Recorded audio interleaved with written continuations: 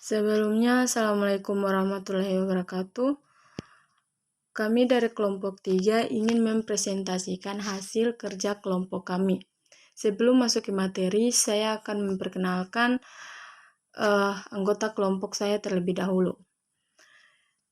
Nama kelompok yang pertama ada Saumeja Azmara Sorealia Rumata, yang kedua Dewi Rizka Temu, yang ketiga Putri Maya SJH saya sendiri, yang keempat Torik AM Rejab, dan yang kelima Afrizal MM Bisa. Baik, tema kami kali ini berjudul Pancasila sebagai ideologi anti-kolonialisme dan imperialisme.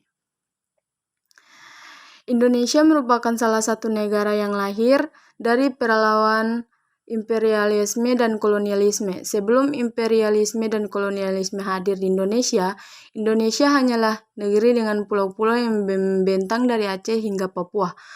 Posisi Indonesia yang strategis sehingga bangsa-bangsa asing singgah dan perjalanannya keliling dunia.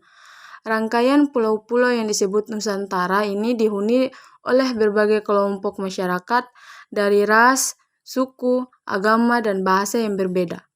Penguasa pada saat itu juga merupakan raja-raja yang kepemimpinannya tidak dipilih oleh rakyat, namun dengan mewarisi jabatan dan leluhur mereka.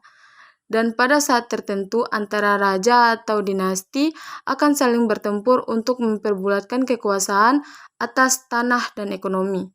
Saat bangsa asing datang, mereka menjalin hubungan dagang dengan raja-raja setempat dan membuat kongsi dagang.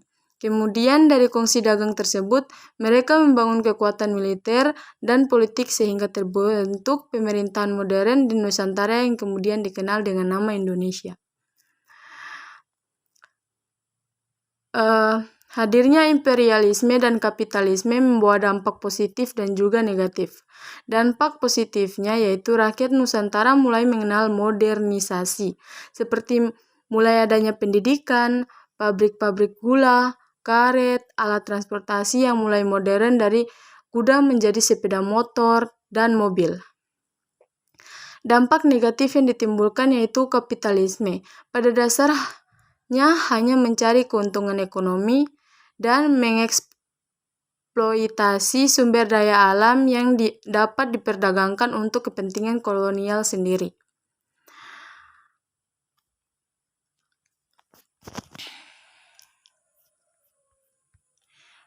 Pengertian imperialisme. Imperialisme adalah istilah yang sudah tidak asing lagi. Terlebih, hal ini merupakan salah satu materi dalam mata pelajaran sejarah. Imperialisme sendiri merupakan suatu paham serta kebijakan yang dilakukan oleh suatu negara untuk mengendalikan negara lain. Istilah ini mulai berkembang pada akhir abad ke-19, ketika para penguasa suatu negara atau wilayah berlomba-lomba untuk menginvasi negara lain untuk dikuasai. Sistem imperialisme sering disamakan dengan sistem kolonialisme karena sama-sama bertujuan untuk menguasai negara. Padahal, sistem imperialisme dan kolonialisme memiliki perbedaan. Imperialisme adalah suatu sistem kebijakan yang diambil oleh suatu negara besar untuk memegang kendali atau pemerintahan atas daerah lain agar negara itu bisa berkembang. Istilah imperialisme sendiri berasal dari bahasa Latin, yakni imper atau imperium, yang berarti daerah kependudukan atau kekuasaan. Menurut Puspaswara dalam buku Sistem Belajar Semalam, ringkasan materi kumpulan rumus, pengertian imperialisme adalah suatu perluasan wilayah atau daerah kekuasaan atau jajahan. Perluasan wilayah tersebut bisa dengan cara halus seperti ekonomi, budaya, ideologi, maupun dengan paksaan atau kekuatan bersenjata. Hal dilakukan untuk kepentingan sendiri. Berdasarkan bentuknya, imperialisme jika dilihat dari bentuk sistem yang digunakan terbagi menjadi dua jenis, yakni imperialisme kuno, yakni jenis imperialisme yang semboyan gold, glory, gospel sebagai tujuan untuk mencari kekayaan, mencari kejayaan, serta menyebarkan agama. Imperialisme modern, yakni bertujuan untuk menguasai ekonomi, seperti memperoleh daerah penghasilan bahan baku, memperoleh daerah untuk memasarkan hasil industri, untuk investasi jangka panjang.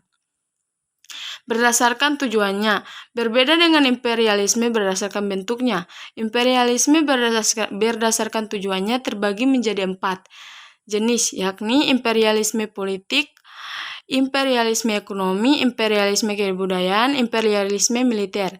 Yang pertama, imperialisme politik, yakni jenis imperialisme yang bertujuan untuk mengendalikan kehidupan politik dari suatu negara. Yang kedua, imperialisme ekonomi, yaitu jenis imperialisme yang memiliki tujuan untuk menguasai sektor perekonomian suatu negara. Yang ketiga, imperialisme kebudayaan, yakni jenis imperialisme yang bertujuan untuk menguasai nilai-nilai kebudayaan suatu negara. Imperialisme militer, yaitu jenis imperialisme yang bertujuan untuk mengendalikan wilayah strategis suatu daerah untuk memperkuat pertahanan negara. Selanjutnya,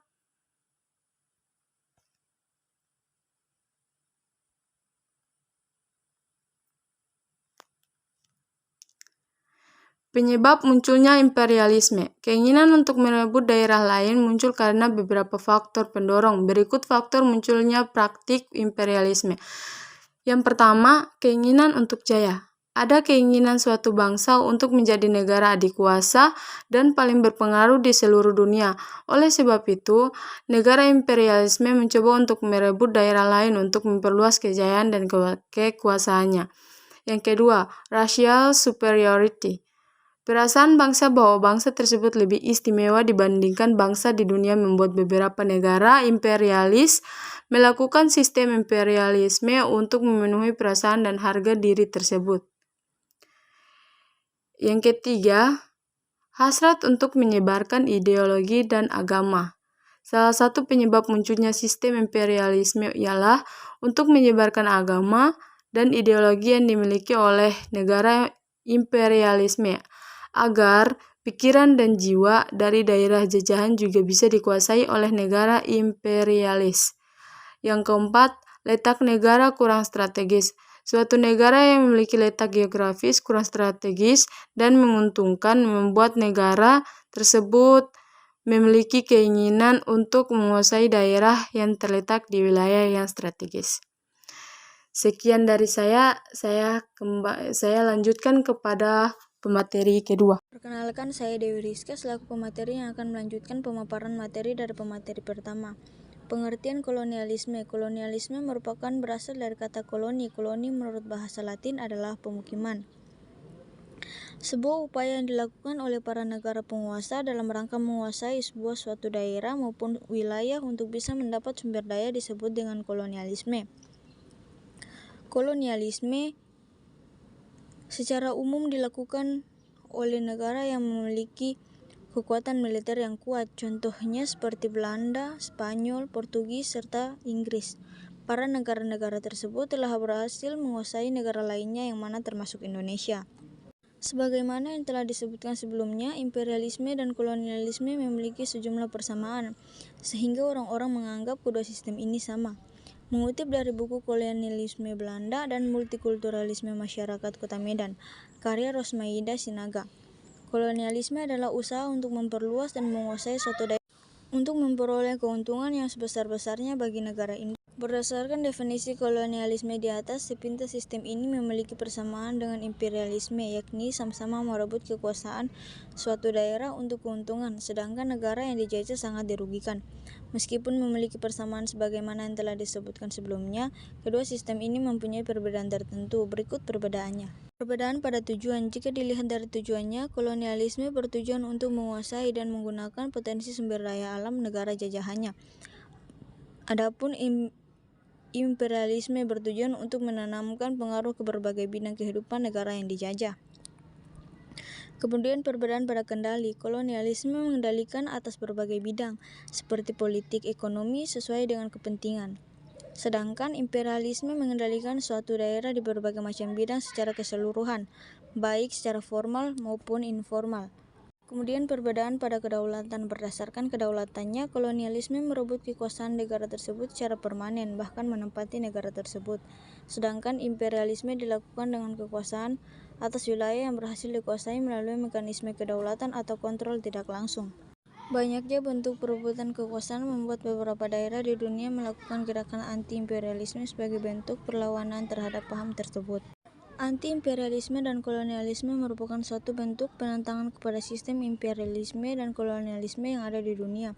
Gerakan ini ada untuk menghapuskan penindasan bangsa atas bangsa lain sekaligus untuk memperjuangkan mengadakan syarat-syarat agar suatu bangsa bisa maju dan sederajat serta bermartabat dengan bangsa-bangsa lain. Itulah penjelasan mengenai imperialisme. Intinya, imperialisme merupakan suatu sistem yang bertujuan untuk menguasai negara lain dengan tujuan tertentu untuk kepentingan negara imperialis. Pengertian Pancasila. Pancasila adalah ideologi dasar negara Indonesia yang mencakup 5 prinsip dasar, yaitu 1. Ketuhanan yang Maha Esa, 2. Kemanusiaan yang adil dan beradab, 3. Persatuan Indonesia, 4. Kerakyatan yang dipimpin oleh hikmat kebijaksanaan dalam permusyawaratan perwakilan, 5. Keadilan sosial bagi seluruh rakyat Indonesia. Pancasila menjadi ideologi anti-kolonialisme dan imperialisme karena menganut prinsip kemerdekaan, kedaulatan, dan keadilan sosial. Sebagai negara yang pernah dijajah oleh kekuatan imperialis Belanda, Pancasila mengandung nilai-nilai yang menentang penjajahan dan imperialisme. Misalnya, prinsip ketiga Pancasila, Persatuan Indonesia, menekankan kepentingannya persatuan dan kesatuan bangsa dalam melawan kolonialisme dan imperialisme. Prinsip keempat, kerakyatan yang dipimpin oleh hikmat kebijaksanaan dan permusyawaratan perwakilan, juga menggarisbawahi pentingnya partisipasi rakyat dalam pengambilan keputusan sehingga negara dapat terhindar dari pengaruh kekuatan asing yang ingin memanfaatkan kelemahan dalam pemerintahan. Selain itu, prinsip kelima Pancasila, keadilan sosial bagi seluruh rakyat Indonesia, juga menunjukkan komitmen Indonesia untuk melawan imperialisme dan kolonialisme. Keadilan sosial mengacu pada perlakuan yang sama bagi seluruh rakyat Indonesia tanpa memandang status sosial atau kekayaan. Hal ini bertujuan untuk mencegah eksploitasi atau kekuatan asing yang ingin memanfaatkan ketidakadilan dalam masyarakat. Dengan demikian, Pancasila menjadi ideologi yang kuat dalam melawan kolonialisme dan imperialisme, dan terus menjadi landasan negara Indonesia dalam menjaga kedaulatan dan kemerdekaannya.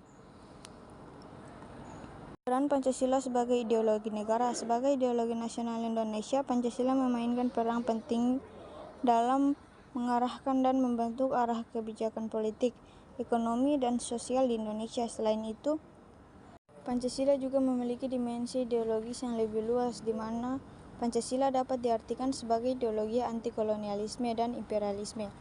Dalam perjuangan melawan penjajah tersebut, Pancasila menjadi dasar pemikiran dan tindakan yang dipakai oleh para pejuang kemerdekaan Indonesia. Selain itu, Pancasila juga memiliki dimensi anti-imperialisme yang berarti bahwa ideologi ini menentang campur tangan negara-negara imperialis dalam urusan dalam negeri Indonesia. Hal ini terkait dengan peran penting Pancasila sebagai dasar negara Indonesia yang mandiri dan berdaulat. Dalam konteks hubungan internasional, Pancasila juga menjadi dasar dari politik luar negeri Indonesia yang bebas aktif, yaitu kebijakan luar negeri yang mandiri dan tidak terikat oleh pihak manapun. Inti kesimpulan dari makna asli Pancasila. Kesimpulannya, Pancasila memiliki dimensi ideologis yang sangat penting dalam konteks perjuangan melawan kolonialisme dan imperialisme. Sebagai dasar filsafat negara Indonesia, Pancasila menjadi sumber nilai-nilai yang penting dalam membangun negara Indonesia yang merdeka, mandiri, dan berdaulat. Mungkin itu saja, sekian pemateri dan paparan materi dari saya.